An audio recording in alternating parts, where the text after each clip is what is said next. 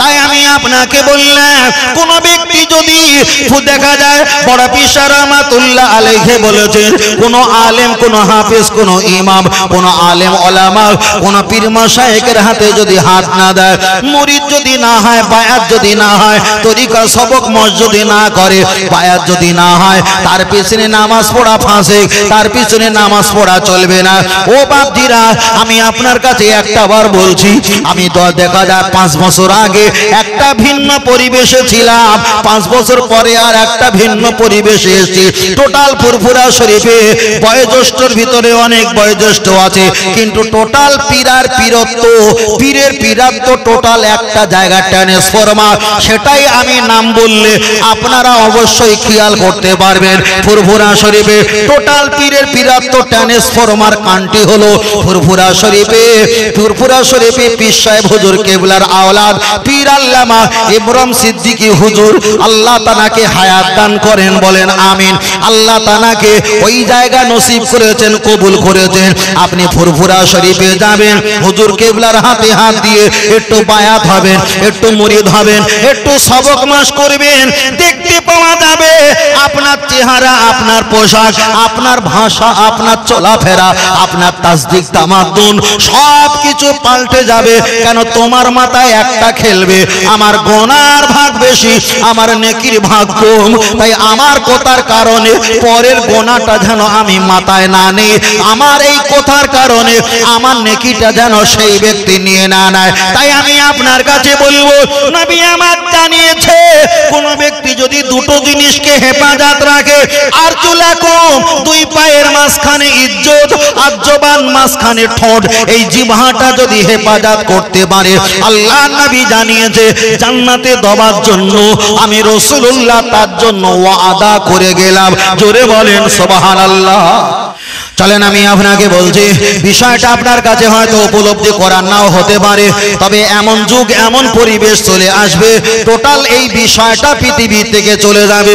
ওই জন্য নবী আমার একটা গহীন কঠিন হাদিস বলেছে, লা ইয়াবকা মিনাল ইসলামি ইল্লা ইসমুহু, পৃথিবীর জমিনে ইসলাম থাকবে কিন্তু ওদের ভিতরে ঈমান পাওয়া যাবে না।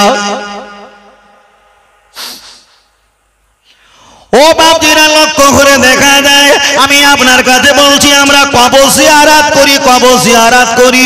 অনেকে ব্যক্তি ফতোয়া দিয়েছে, তোমরা কবরে যখন মাটি দেবেন, মৃত ব্যক্তি ইন্তেকাল হয়ে গেলে আমরা মিনহা খলাকনাকুম ওয়া ফিহা নুঈদুকুম ওয়া মিনহা নুখরিজুকুম তারাতান উখরা, এই কোরআনের আয়াত দোয়াটা বলে আমরা মাটি দেই না।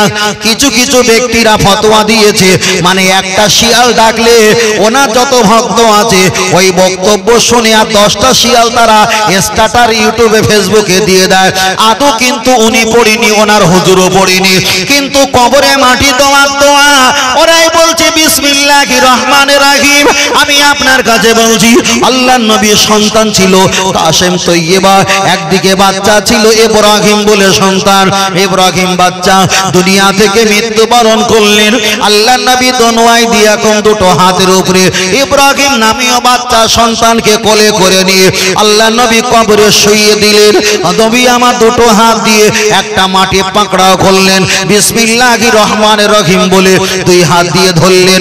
মিনহা খলাকনাকুম ওয়াহিদা ওয়া ফিহা নুঈদুকুম দুবার ওয়া মিনহা নুখরিজুকুম তারাতান উখরা, 3 বার। আল্লাহর নবী নিজের ছেলে ইব্রাহিম বাচ্চা ইন্তেকালের পর নবী আমার মিনহা খলাকনাকুম বিসমিল্লাহ বলে তিনি কবরস্থ দাফন কাফনের পরে এই মাটির ব্যবস্থা তিনি করেছিলেন। আল্লাহর নবী বলেছেন, আনা বুইস্তু মুআল্লিমান, আমি হলাম তোমাদের শিক্ষক। তাহলে শিক্ষক যদি নবী আমার হয়, তাহলে নবী যদি আমাদের শিক্ষক হয়, নবী নিজের ছেলেকে মাটি দেওয়ার সময় বিসমিল্লাহ বলেছিল, মিনহা খলাকনাকুম বলেছিল। তাই ফুরফুরা শরীফে মুজাদ্দিদ জামান পীর আবু বকর সিদ্দিক রহমাতুল্লাহ আলাইহি উনি আমাদের শিক্ষা দিয়েছে, নবী যখন আমাদের শিক্ষক, তোমরা বিসমিল্লাহ বলে মাটিটা ধরবে। মিনহা খলাকনাকুম ওয়া ফিহা নুঈদুকুম ওয়া মিনহা নুখরিজুকুম, তিনবার তোমরা মাটি দেবে। কোন হুজুর বলেছে বিসমিল্লাহ বলতে হয়? হুজুরে কথা বাদ দাও, আল্লাহর নবী স্বয়ং এই দোয়া পড়ে মাটি দাফন করেছিল। তাহলে এখানে প্রমাণ হয়ে গেল মাটি দেওয়ার সময় ওরা বিসমিল্লাহ শরীফ বলে, আর কিছু বলে না। কিন্তু আমরা বিসমিল্লাহ বলি, আবার মিনহা খলাকনাকুম বলি। তাহলে আমরা দুটো নিয়ম পালন করি। জোরে বলেন সুবহানাল্লাহ। আমার কথা বুঝতে পারছেন বাবু? অসুবিধা হচ্ছে নাকি পিছনে ভাই? আল্লাহ,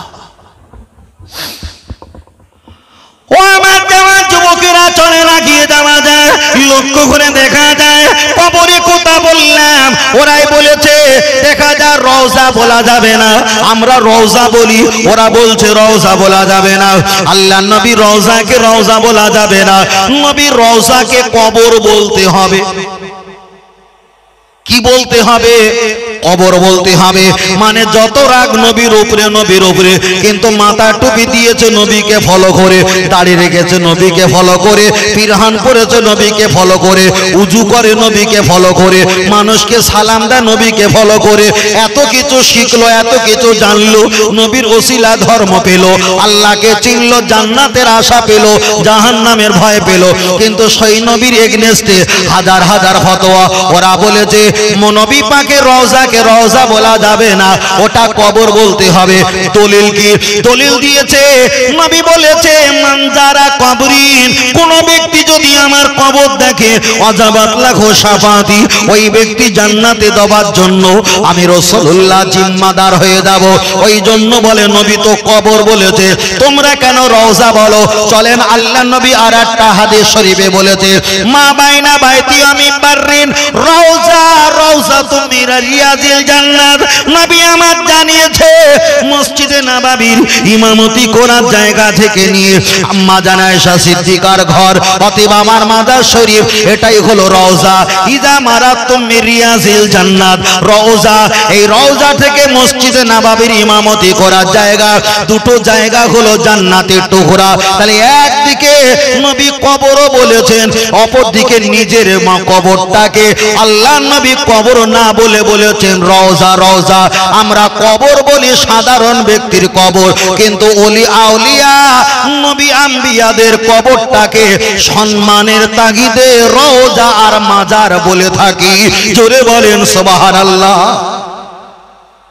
আল্লাহ,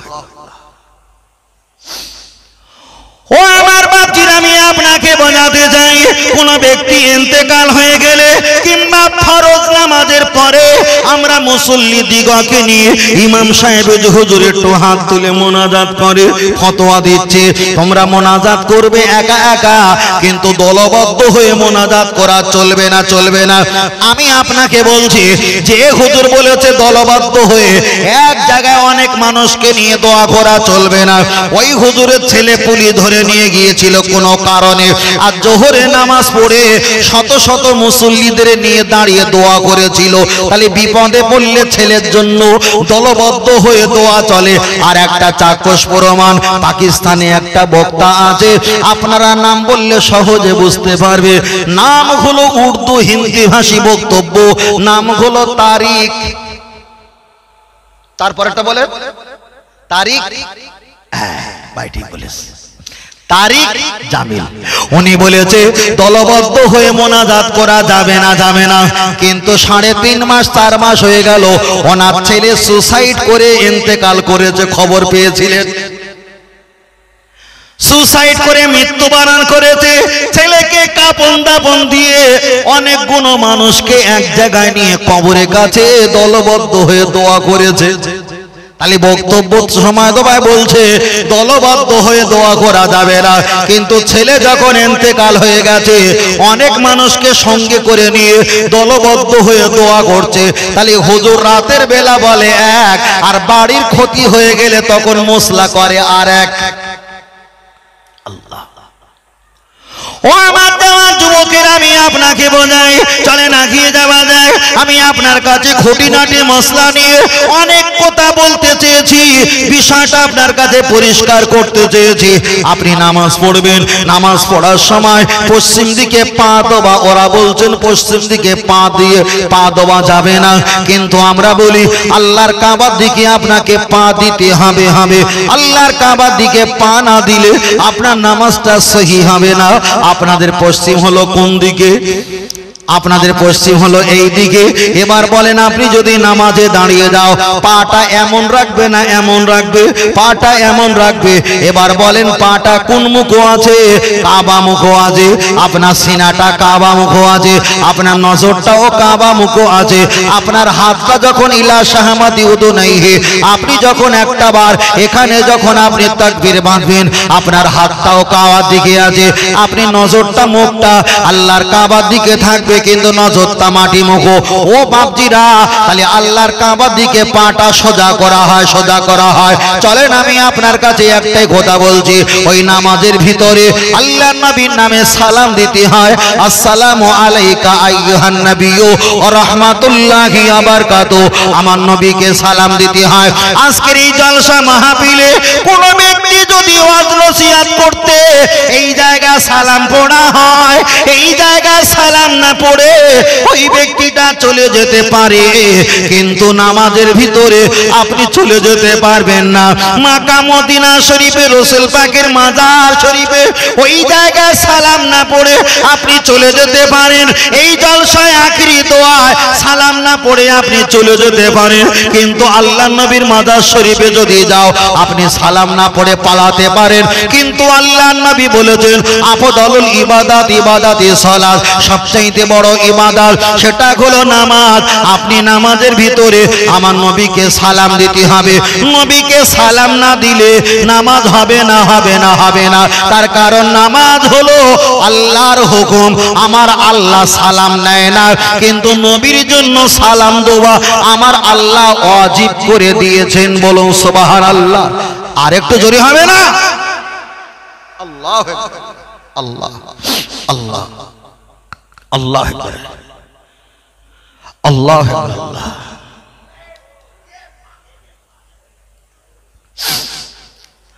ও আমার বাপজিরা, আমি আপনাকে বোঝাই, তাহলে লক্ষ্য করে দেখা যায় নামাজের কথা বলছিলাম। চলেন আপনার কাছে একটা বার বলছি, নবীর কারণে নামাজটা কাজা করা জায়েজ, নবীর কারণে নামাজটা কাজা করা জায়েজ, জায়েজ, জায়েজ, জায়েজ।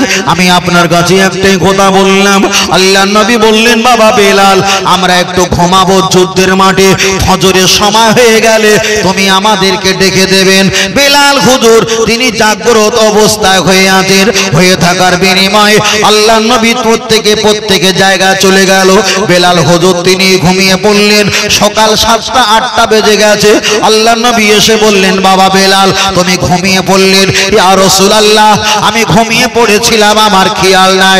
আল্লাহর নবী বললেন, বাবা বেলাল তুমি আমার দায়িত্ব বহন করছিলে, তোমার নামাজ কাজা হয়ে যাওয়াটা আমার আল্লাহ নামায় আমলে গোনা দেবে না, দেবে না, দেবে না। আমি আপনার কাছে একটাই কথা বলছি, নামাজ কাজা হয়ে গেলে আল্লাহর কাছে দোয়া চাইলে আল্লাহ ক্ষমা করে দেয়। এক সময় ওমর ফারুকের ফজরের নামাজটা কাজা হয়ে গেছে। ওমর ফারুকের নামাজটা কাজা হয়ে যাবার পর ওমর ফারুক হুজুর দুই প্রলহায় সকাল 8টা বেজে গেছে, নামাজের মুসাল্লা ফেলে দিয়ে কজা কাজা নামাজটা তুলে আল্লাহর দরবারে দোয়া করে কাঁদলেন, আল্লাহ আমি ওমর আমি নামাজ কাজা করে ফেলেছি, আল্লাহ ক্ষমা করো। তাফসীর কারকেরা বর্ণনা করলেন, এত কান্না কেঁদেছিলেন ওমর ফারুক, এই কান্না এত হয়েছিল ওমর ফারুকের নামাজটা কাজা হয়ে গিয়েছিল। ওমর ফারুক সকাল বেলা হয়ে গেছে, দিনের বেলা 8টার সময় এত কান্না কেঁদেছে। আমার আল্লাহ পাক জানিয়ে দেয়, ওরে ওমর জেনে রেখে দাও, তুমি নামাজ পড়লে আমি যদি 10% খুশি হয়ে যেতাম, আজকে নামাজ কাজা করার বিনিময় আমার কাছে এত কান্না কেঁদেছো, আমি আল্লাহ তোমার প্রতি 90% খুশি হয়ে গেলাম। এক সময় ওমর ফারুক ঘুমিয়ে আছে, ইবলিস আজাজিল আরজুলাকুম পা টিপে টিপে বললেন ওমর তুমি উঠে পড়ো। হাদিস শরীফে এসেছে আল্লাহ নবী সাহাবা ওমর জিজ্ঞাসা করলেন ইসমুকা কি তোমার নাম কি? বলল আমার নাম হলো ইবলিস। ওমর বললেন গতদিন আমার নামাজটা কাজা হয়ে গিয়েছিল, আজকে তুমি আমার ফজরের নামাজে কেন আগে থাকতে ডেকে দাও, জবাব দাও। ওমরকে বললেন হুজুর বিআদবি মাফ করবেন, আপনার নামাজটা আমি কাজা করে দিয়েছিলাম, আপনি এত কান্না কেঁদেছিলেন। আল্লাহ ফরজ নামাজ পড়লে যদি 10 গুণ সওয়াব দেয়, আল্লাহ তোমার কান্না দেখে 90% সওয়াব দিয়েছে, তাই আমি লস খেয়ে গেছি।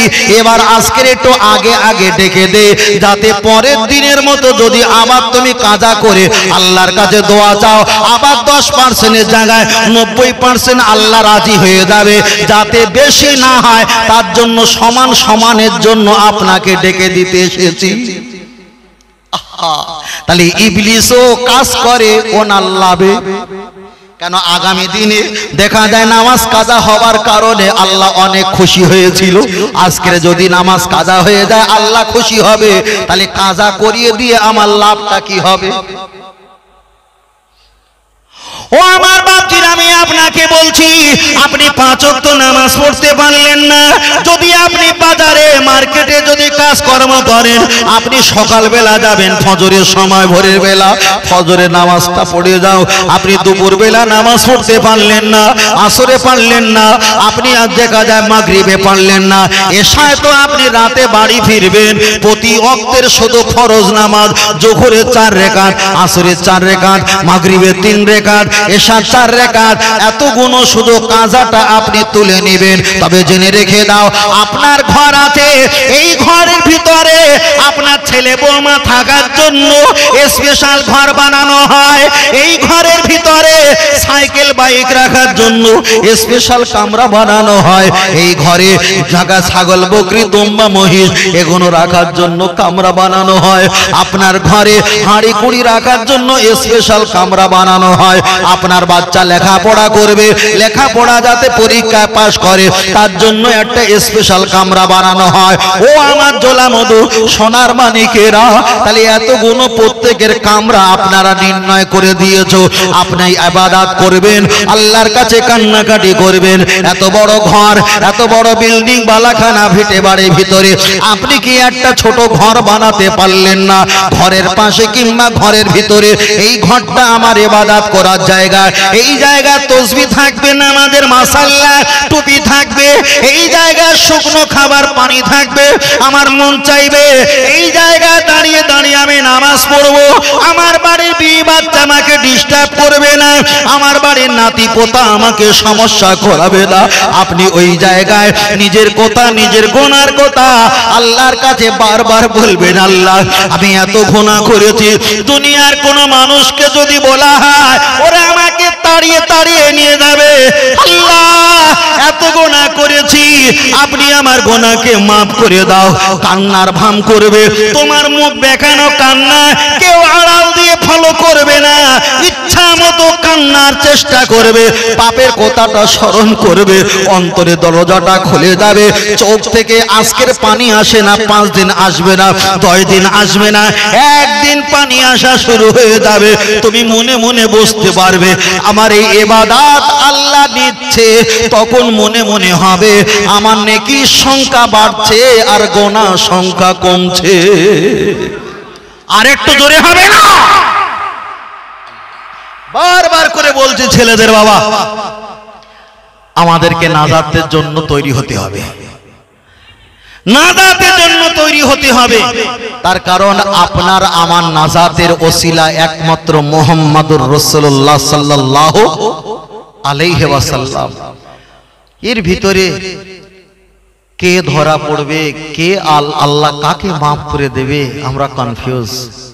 তবে আল্লাহর কাছে বারবার বলবো, আল্লাহ চালাও সে পথে যে পথে তোমার প্রিয়জন গেছে চলি। বলুন সুবহানাল্লাহ।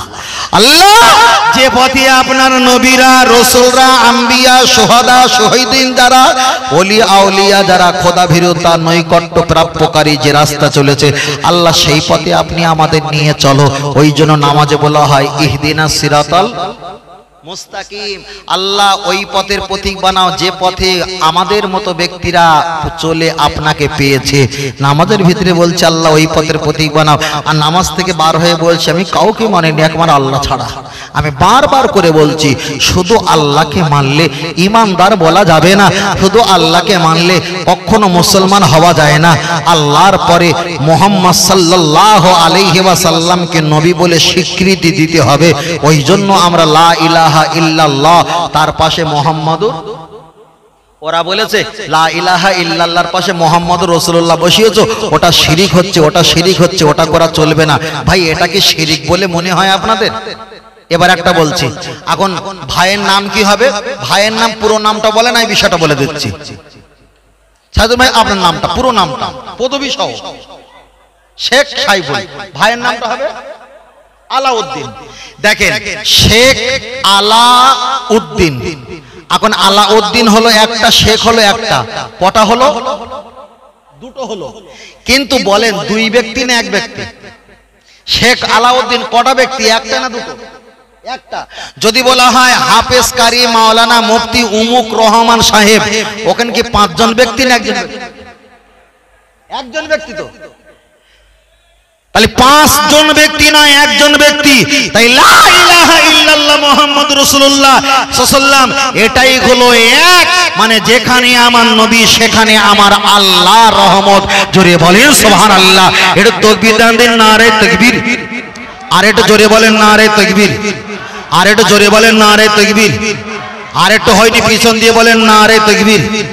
এই ছেলেরা পিছনে যারা আছেন তাকবীর দাও, নারে তাকবীর।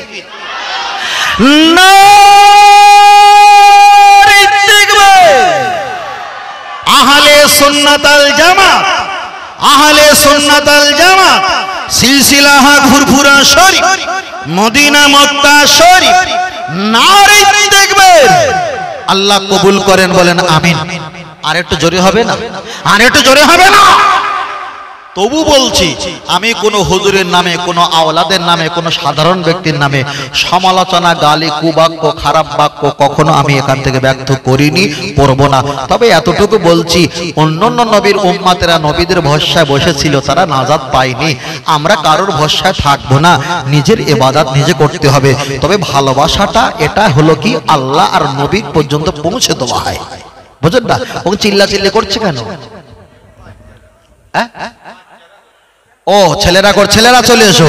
দরুদ শরীফ পড়ি আল্লাহুম্মা খুব জোরে সাল্লি আলা, জোরে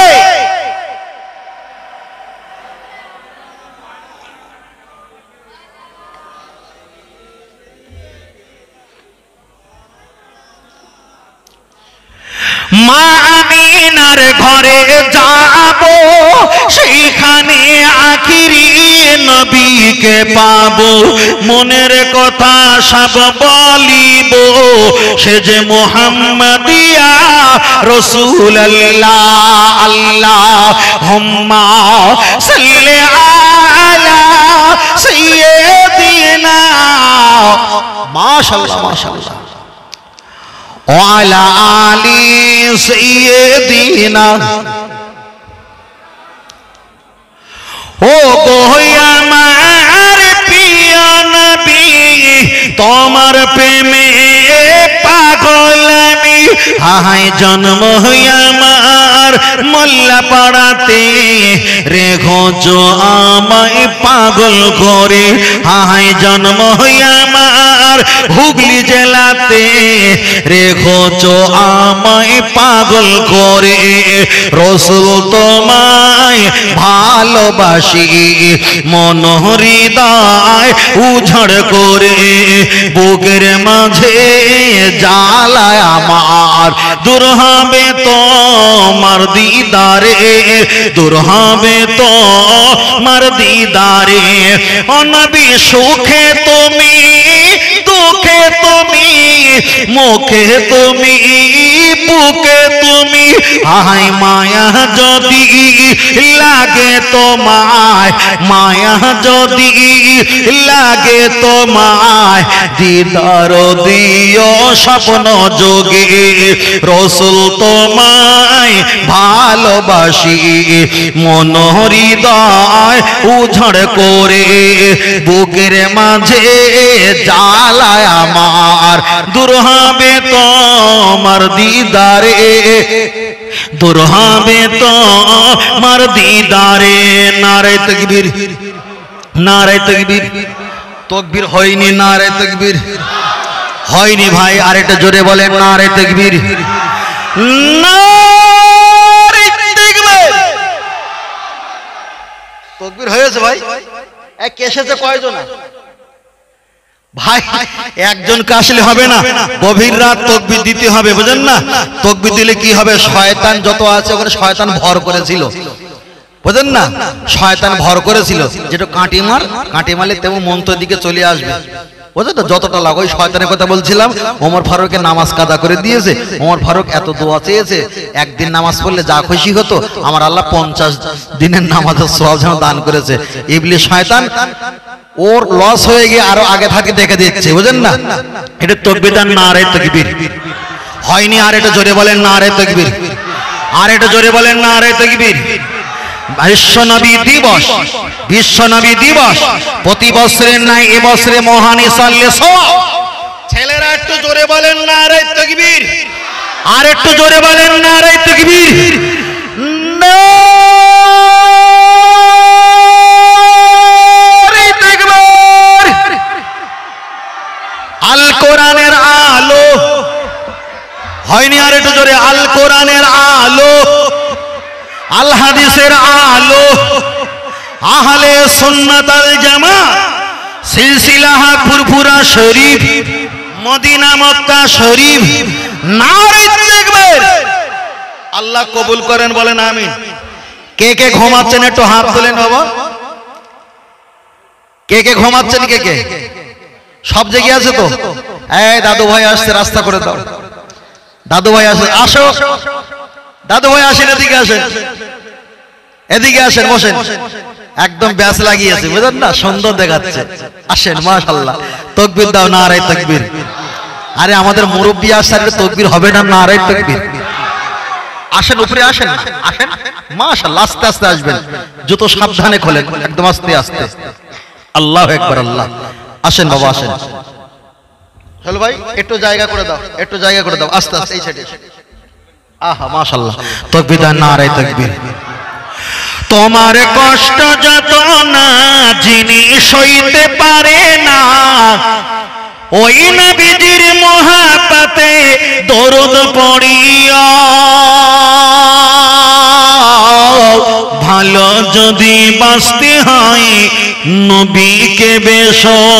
জোরে বলেন, আর একটু জোরে হবে না? আর একটু জোরে হবে না? আল্লাহু আকবার, আল্লাহ, আল্লাহ, মাশাআল্লাহ। জলসা কত বছর চলছে সেগুলো ভাই? 16 বছর। কত বছর চলছে বাবু? কত বছর শুনেছেন? 16তম বর্ষ এই মাহফিল জলসা চলছে। এই জলসায় কত আলেম, কত পীর সাহেব, কত হুজুর সাহেব মাহফিলে এসেছিল, কত শ্রোতা আমরা ছিলাম। অনেকে আছে বেঁচে, অনেকে নীরব নগরে গেছে, না যায়নি বাবা? তবে আমরাও একদিন যাব। তবে যাওয়ার আগে আল্লাহ যেন আমাদের কিছু ঈমান আর আমল নিয়ে যাবার তৌফিক দান করেন, বলেন আমিন। পিছনে যারা আছেন সামনে আসেন, সামনে জায়গা আছে, সামনে আসেন, একটু সামনে আসেন। রুবাল, ওখান দাঁড়িয়ে কি হচ্ছে? একটু সামনের দিকে আসো, দাও আমার কাছে, আগে এসো, হ্যাঁ আগে এসো। তাকবীর দাও, নারে তাকবীর। আর একটু জোরে বলেন নারে তাকবীর, আর একটু জোরে বলেন নারে তাকবীর, নারে তাকবীর। জলসা চলবে না বন্ধ হবে? চলবে তো ভাই। একটা ভালো কথা খেয়াল রাখবেন, কোন রাগ গোসা করে কোনো লাভ হবে না। একজন বলেছে আল্লাহ রিজিকের মালিক, পকেটে থাকবে টাকা, গরু কিনতে যাবে, এতে আবার রিজিকের ব্যাপার কি? পকেটে গেছে, একজন আদর যত্ন করেছে, ভাই এটা সোজা হয়ে দাঁড়ান না, সোজা হয়ে দাঁড়ান। সোজা হয়ে দাঁড়িয়েছে, পকেট ঢুকিয়ে ইন্না লিল্লাহি হয়ে গেছে তো।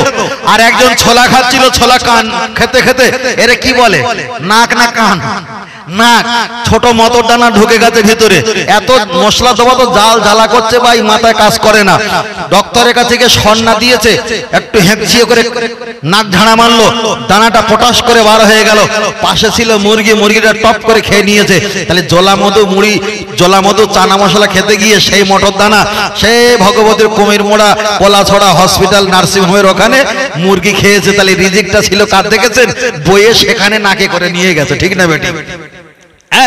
আমি যতদিন এসছি আমার রিজিক রয়েছে, আমি আসবো, রিজিক থাকলে আল্লাহু খায়রুর রাজিকিন, রিজিকের মালিক আল্লাহ যদি রাজি থাকে আসবে, যার রিজিক নেই সে এখানে আসতে পারবে না। আল্লাহ আপনাকে কবুল করেছে, আপনি এসেছেন, যাদের কবুল করিনি তারা এখানে আসতে পারিনি। সবকিছু কবুলিয়াতের মালিক কে? আর একটু জোরে বলেন, আর একটু জোরে বলেন। হায়াতের মালিক কে? মওতের মালিক কে? ইজ্জতের মালিক কে? বিইজ্জতের মালিক কে? মৃত্যুর মালিক কে? কিয়ামতের মালিক কে? আর কবুল করার মালিক হলো আল্লাহ। আর একটু জোরে বলেন সুবহানাল্লাহ। আর একটু জোরে হবে না? আল্লাহ কবুল করে। জলসা চলবে তো? কারা কারা চালাবেন একটু হাত তোলেন দিন, মন নরম করে একটু হাত তোলেন বাবা। সবাই হাত তোলে না, সবাই হাত তোলে না ভাই, একটু হাত তোলেন। আপনার হাত তোলা যদি আর 5 জন সহযোগিতা উৎসাহিত ভাই সওয়াব হবে। একটু হাত তোলেন। তুলেছেন? মাশাআল্লাহ, হাত নামান ভাই। ভালো করে বলছি, হয়তো সব তো এই এলাকার মানুষ নেই, কেউ আত্মীয় মেহমান তো এখানে আছে, বুঝলেন না? ভেতরে আসো, ভেতরে জায়গা আছে তো। জায়গা যদি না হয় ডেকোরেটর ভাইকে তুলে দাও, দিয়ে ওনার জায়গা দখল করে নাও, বুঝলেন না? মাশাআল্লাহ ভাই, অনেকদিন ধরে আছে না? হ্যাঁ, চল, মুখ দেখলে যেন একদম চকচকে মুখ লাগে, তাই? বাহ মাশাআল্লাহ, ওনারই ভাই, বাহ বাহ বাহ বাহ, খুব ভালো। আগিয়ে আসো বাবা, আগিয়ে আসো। জলসা মাহফিল চলবে। আল্লাহ যেন আমাদের বিপদ আপদ দুর্যোগ বালা মুসিবত থেকে হেফাজত করেন, বলেন আমিন। আর একটু জোরে হবে না? আর একটু জোরে হবে না? আর একটু জোরে হবে না? তাবারক হয় কত কেজি চাল লাগে? 26 কিলো চাউল, সিন্নি তো জর্দা, জর্দা তাই না? ওই যে মানে দামি চালটা 26 কেজি। 26 কেজি তাবারকের চালের জন্য একজন হাত তুলতে হবে, একজন, একদম গোপনে করে দেবে। লোক আছে মাশাআল্লাহ, একজন হাত তুলে বলবে মাশাআল্লাহ। আমার বড় ভাই, কি নাম ভাই? না